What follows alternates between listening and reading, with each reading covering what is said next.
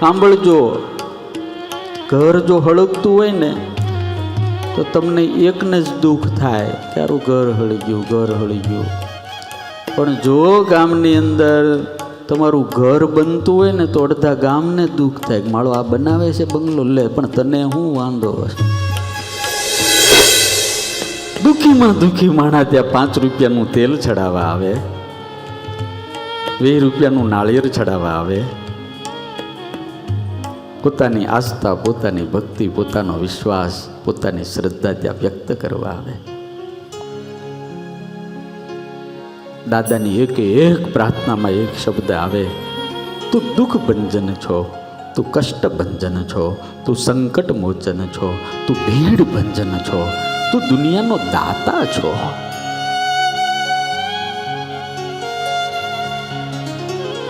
હનુમાનજી પ્રત્યેની શ્રદ્ધા કોઈ દાડો નિષ્ફળ જાતી નથી યાર. રોતી હુઈ આંખોं को हनुमान हंसाते हैं, जब कोई नहीं आता हनुमान आते हैं. रोती हुई आँखों को हनुमान हंसाते हैं. राहों के अंधेरों से हैरान नहीं होना, तेरे साथ है हनुमान, परेशान नहीं होना, कल वो ही उठाएंगे जो आज गिराते. जब कोई नहीं आता हनुमान आते हैं. रोती हुई आँखों. અમે તો દાદા પાસે હું અહીંથી જાઉં ને એટલે સીધો ત્યાં જ બેહું, એની પાસે જ બેહી રહું, એને વાતું કરું. હું એને કહું કે તમારી લહેર છે ને આમાં, હા જુઓ ને આમ કેવા સાધુ તમને સાચવે છે કા.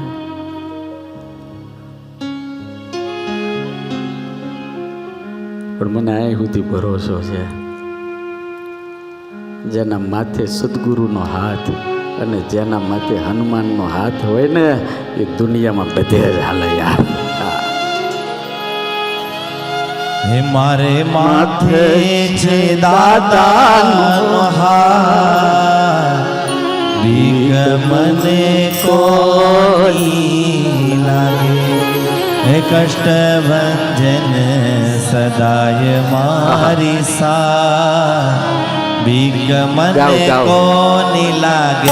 હે મારે માથે છે દાદાનો હાથ. તાળી પાડીને જાઓ, દાદા જને તમારી ભેળા રહે. હે મારે માથે છે દાદાનો હાથ, બીક મને કોની લાગે. હે મારે માથે છે દાદાનો હાથ, બીક મને કોની લાગે. હે કષ્ટ ભંજન સદાય મારી સાથ, બીક મને કોની લાગે. હે કષ્ટ ભંજન સદાય મારી સાથ, બીક મને કોની લાગે. ભલે દુશ્મન ખેલે ઘણા.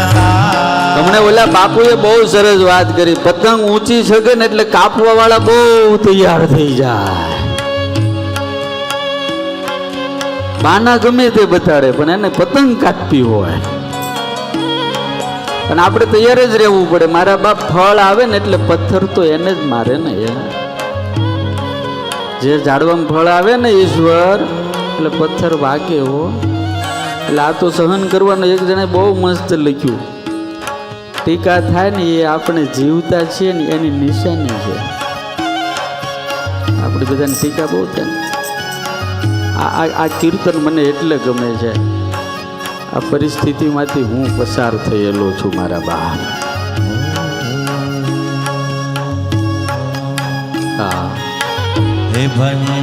હે ભલે દુશ્મન ખેલે ઘણા બીક મને કોની લાગે. દુશ્મન ખેલે ઘણા બીક મને કોની લાગે. ગદાવાળા જીલે જેના ધા બીક મને કોની લાગે. ગદાવાળા જીલે જેના ધા બીક મને કોની લાગે. મારે માથે છે દાદાનો હાથ બીક મને કોની લાગે. મારે માથે છે દાદાનો હાથ બીક મને કોની લાગે. દુશ્મન ગમે એવા દાવ ખેલે, આપણને બદનામ કરવા, પાડી દેવા, તો મને ખબર છે જેની વેળી સદગુરુના આશીર્વાદ અને હનુમાનની કૃપા હોય ને, આપણો વાળ વાંકો ન થવા દે. વાળ વાંકો ન થવા.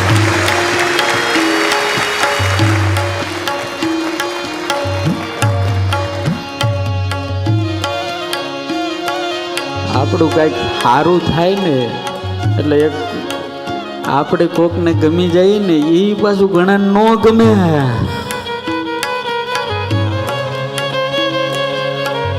સંભળાય છે રાકેશભાઈ, આપણે કોકને ગમી જાય ને એ પાછું કેટલાય ન ગમે.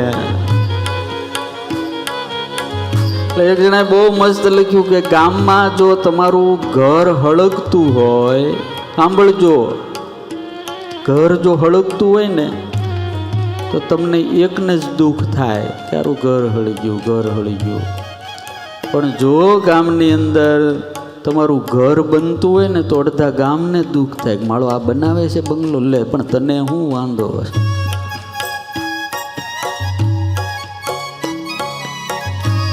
એ મહેનત કરીને બનાવે છે.